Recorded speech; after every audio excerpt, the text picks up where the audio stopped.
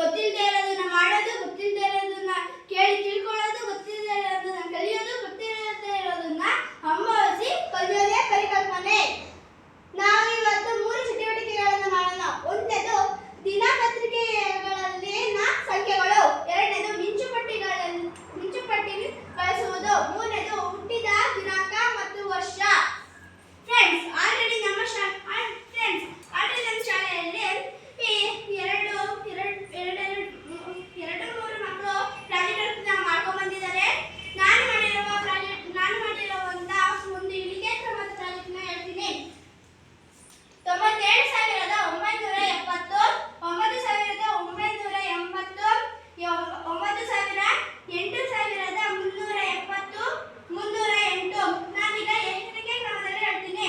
308, 8,370, 9,000, 9,980, 97,970. ನಿಮ್ಮ ಹತ್ರ ಇರುವಂತ ಮಿಂಚುಪಟ್ಟಿಗೆಗಳನ್ನ ನಂತರ ಏರಿಕೆ ಕ್ರಮದಲ್ಲಿ ಜೋಡಿಸಿ.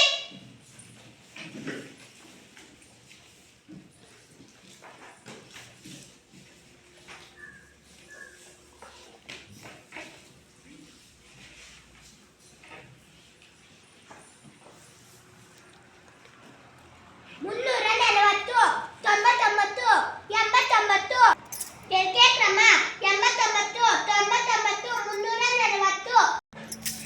ಏರಿಕೆ ಕ್ರಮ 70. ಏರಿಕೆ ಕ್ರಮ 798, 966, 988.